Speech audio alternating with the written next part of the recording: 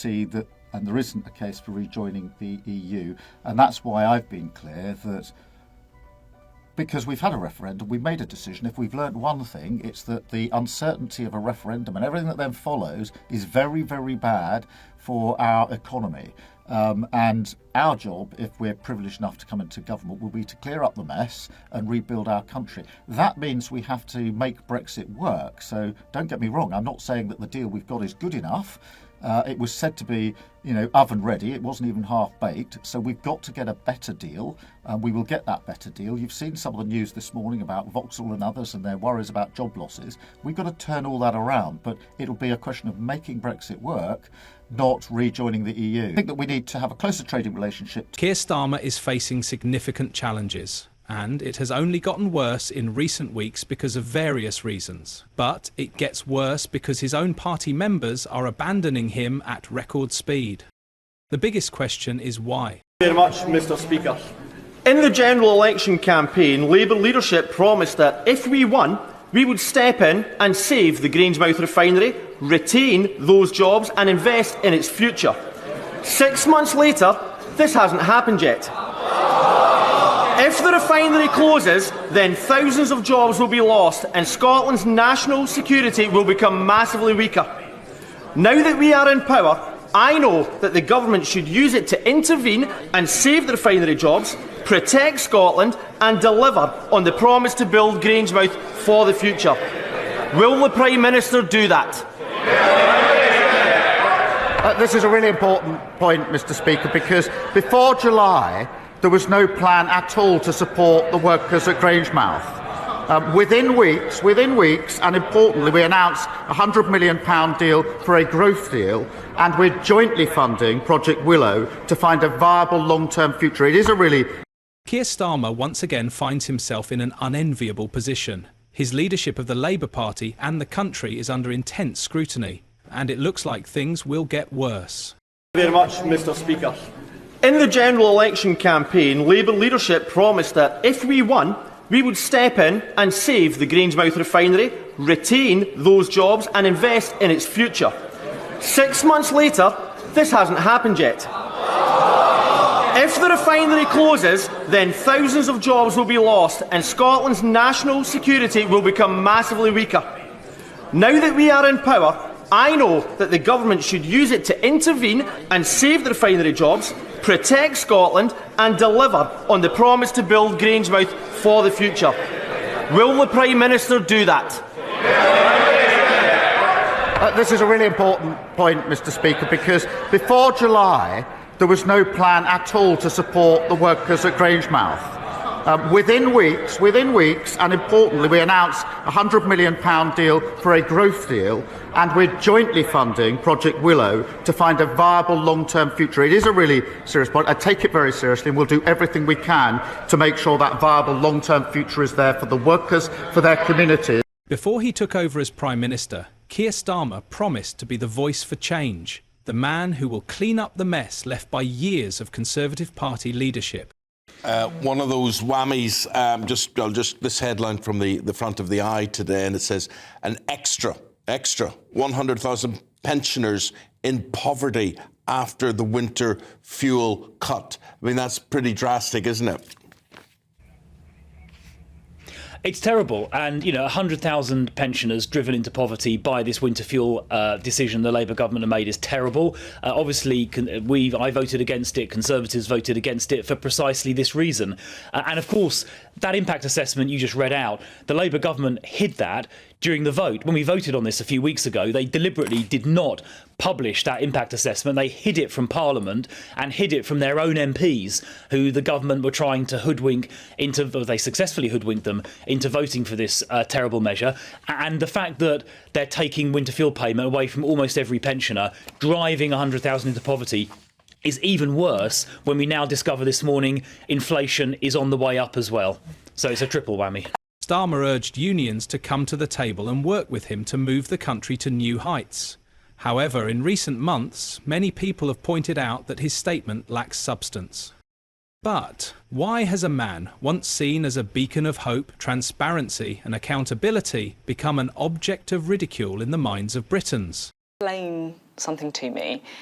So it's reported that you're giving sovereignty of the Chagos Islands to Mauritius, but you're also giving them £9 billion. What is that money for? Well, there's been a whole bunch of speculation around the finances, Yeah, that's why a lot of which I you. don't recognise. OK, so how much money are we giving them then? Well, the details will be provided in due course of the deal. We said that we'll provide those details with Parliament in due course. We obviously don't normally, as a routine, comment on the costs of our bases overseas, and you'll understand that for national security But just to be clear, reasons. the money is to pay for the base. So the money is a crucial part of the arrangements, and those arrangements haven't changed. There's been no change is the money in that. to pay for the base? Is that what that money's for? So Because if you get my point. The answer lies in a long list of broken promises. As the MP in the initial clip clearly pointed out, Keir Starmer has broken a host of promises that have put him and the Labour Party at loggerheads with the public. Question, Andrew Rosender. Thank you, Mr. Speaker. The Prime Minister should know that my constituents in Romford are shocked, angry and dismayed by the suggestion by the ONS that the population of this country will rise to 72.5 million by 2032. Mr. Speaker, that's 500,000 people a year, which is unsustainable. Who voted for that? And will the government do something to ensure that the population of this country is sustainable going forward? Because there is no mandate for such a colossal increase in immigration in this country. I think he should talk to his leader. Because net migration went through the roof under the last government. But that is not all. Frankly, things are about to get worse for the Labour leader. His recent criticism of the Conservative Party losing some members has been met with severe backlash. Most people believe his comments on the matter seem to miss the deeper issues at play. They accuse the Labour leader of using the moment to push his political agenda rather than offering genuine solutions to the ongoing strikes and public service challenges. This assertion reflects a broader concern about his leadership style of being opportunistic rather than having a concrete plan and devoid of any meaningful policy. But there is more, and it is not good news for Starmer. If you are enjoying this political content, we urge you to like this video and subscribe to the channel. Mrs. Deputy Speaker, I for one will be downloading the song of the Honourable Lady for Neath and Swansea East. Can I join the Prime Minister in his delight and also his support for Mani Damari, and I'll join hope that we will see Emily and other hostages released as soon as possible. Mr. Speaker, the Prime Minister has rightly spoken about the need to restore and rebuild the public's trust in British politics. Now, we believe a crucial part of that is reforming our electoral system to make it fairer and more proportional. And so does a majority of the British public. And this House voted yesterday in favour of a bill for electoral reform put forward by my honourable friend, the member for Richmond Park. So will the Prime Minister find government time, make it available, so we can consider this bill on electoral reform and restore the public's trust in our politics? Can I thank him for referencing Emily, because I think it is important that we all remember her, and I say the awful torture that her mother is going through, and that's the case for all of the other hostages. It's hard to imagine what it must be like for anybody with friends and family who are still being held hostage after all this time. Look, proportional representation is not our policy. We won't be making time for it. And I just gently say to him, he didn't do too badly under the system as it is. Right, David. Keir Starmer, leader of the Labour Party, has faced significant public backlash over his stance on proportional representation, PR, after almost 60 of his MPs supported a Liberal Democratic proposal to move away from the current first-past-the-post (PFT) system. This move, aimed at potentially keeping Labour in power longer, has sparked concerns among many. Public sentiment reflects deep unease, with critics calling out Starmer for what they see as a self-serving shift in position, given that he once opposed the idea of a PR system. Let's get stuck into our show today. It's all about pensioner power today, and we've heard from the Prime Minister after a tense day yesterday in the House of Commons as MPs voted to scandalously cut winter fuel payments for old age pensioners. The Conservatives and Reform are vowing to name and shame Labour Party MPs who voted, in their words, to freeze your grandparents, as ministers doubled down on their decision to scrap winter fuel payments for 10 million British pensioners. Now, lest we forget, in 2017, Angela Rayner tweeted this. She tweeted that will Theresa May confirm that 10 million pensioners will lose their winter fuel payments if the Tories are re-elected? Well, they weren't re-elected. You were in power, Angela Rayner, and your party decided to exit. Well, 10 million pensioners are about too, but I thought you cared about this country's pensioners. And also, from 2017, this is what Rachel Reeves had to say. There's a message on screen there. I'll never forget a woman in Leeds West I spoke to who had purple fingers because her pension wasn't enough to pay for the heating. We must act now. This is the same Chancellor, Rachel Reeves now, whose idea it was to axe the winter fuel payment. And it just keeps getting worse and worse for the Labour Party. Joining me now is our political editor, Chris Hope. Chris, an astonishing day yesterday. You were sterling, brilliant work in Westminster Hall, reporting on this all day. The votes came in live on the show. I was staggered by them. I was staggered by the fact that so many first-time Labour Party MPs followed the party line. 348 out of 348, 100% of the MPs who voted to axis, they are all from the Labour Party. Quite simply, Chris, my question is the Labour Party the new nasty party? Well, they certainly have their fingers dipped in the blood, to use a kind of Shakespearean sort of Caesar analogy. They've been made to...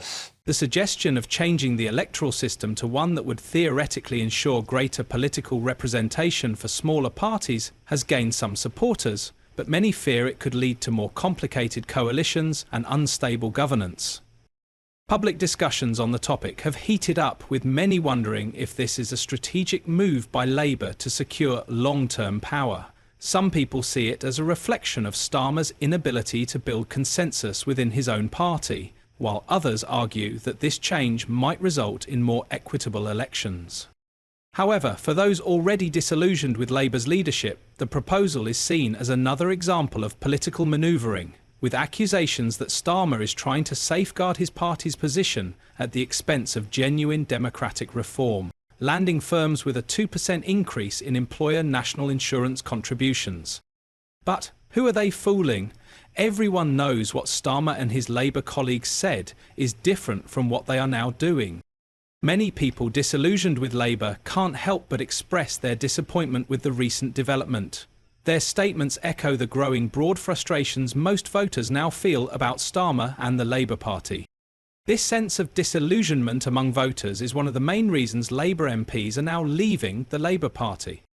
Most of them are scared of losing their seats in Parliament as a result of Starmer's rapidly declining popularity in the polls. But the shocking thing is that these MPs are not going quietly. They are accusing Starmer and Rachel Reeves of misleading the party and shifting from the principles of the Labour Party. Labour, for many years, prided itself as the party for working people. The members have always spoken about their desire to defend the rights of those who can't spell for themselves. Now it appears those days are long gone. Since Starmer became its leader, Labour has undergone a significant shift in principles. Don't believe me? What do you call the new tractor tax? In the 2023 National Farmers Union NFU speech, which was a few weeks before the general elections, Starmer promised to have a new relationship with the countryside and farmers. Every day seems to bring a new existential risk to British farming. Losing a farm is not like losing any other business. It can't come back. That's why the lack of urgency from the government, the lack of attention to detail, the lack of long-term planning, it's not on. You deserve better than that. Sir Keir claimed to be concerned that each day brings a new existential risk to British farming. He added, losing a farm is not like losing any other business. It can't come back. Going even further, then Shadow Environment Secretary Steve Reed said it was desperate nonsense to suggest he would scrap tax breaks for farmers. But in another hugely unpopular budget bombshell, Sir Keir slashed agricultural property relief, meaning previously exempt farms will be hit with a 20% levy on farming assets worth more than PS1M. Just a few weeks ago, met actually previously on a number of occasions with his predecessor, and there's no issue with meeting, of course there isn't. Well, but for the Chancellor of the Exchequer?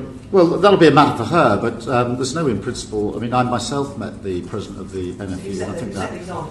Well, is it an example that you will be encouraging the Chancellor to follow? Well, the Chancellor will manage her own diary, but I mean, I took the view... Well, I mean, we're laughing here, but, you know, we had one witness giving evidence to the Select Committee who, when talking about the impact on his farming business, broke down. Yep. So there are a lot of people who don't find this funny.